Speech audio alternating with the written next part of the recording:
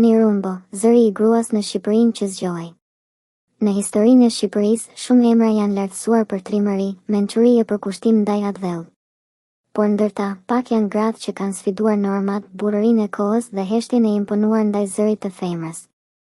Një ndër këto figura të ndritura është Urani Rumbo, një nga zërat më të fortë të emancipimit të gruas shqiptare në fillim të shekullit 20.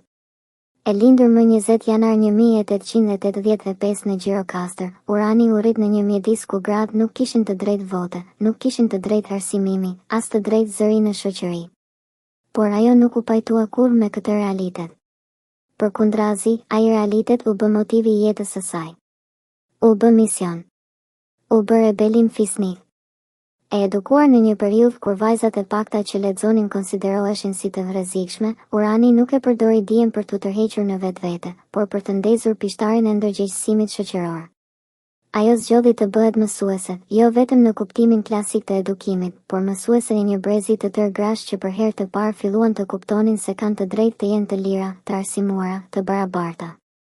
Në vitet 20, Urani themeloi një sër shoqatash dhe organizatash me qëllim çlirimin e gruas shqiptare nga padia, frika dhe prangat sociale. Më e rëndësishmja nga këto ishte lidhja e gruas, një ndër organizatat e para feministe në Shqipëri. Ajo nuk ishte një lëvizje thjesht formale, ishte një thirrje për liri, për drejtësi dhe për barazi në një shoqëri ende të mbytur nga patriarkalizmi, ku fjala grua shoqërohej shpesh me heshtje dhe nënshtrim. Urani nuk u ndal me fjalë. Ajo shkroi artikuj, mbajti ligjërata, luftoi për hapjen e shkollave për vajzat, kërkoi përfshirjen e tyre në jetë publike dhe politike, dhe, më e rëndësishmja, sfidoi hapur mentalitetin e ngurtë që e donte gruan të izoluar në shtëpi. Në artikujt e saj, ajo pyeste shoqërinë shqiptare me tone të forta.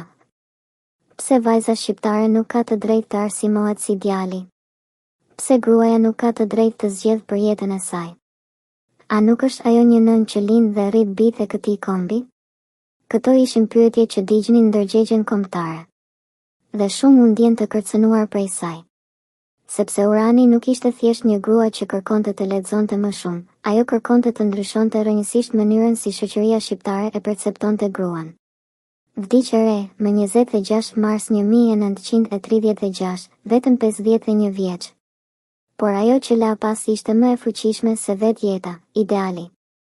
Sot, në një shoqëri që ende lufton me barazinë gjinore, që ende nënvlerëson zërin e gruas, emri i Urani Rumbos është më aktual se kurrë. Ajo është një shtyllë e feminizmit shqiptar, një ndër të parat që e tha qartë dhe fortë. Gruaja shqiptare nuk është më vetëm një figurë hierën në sfond. Ajo është qytetare. Është mendje. Është fuqi.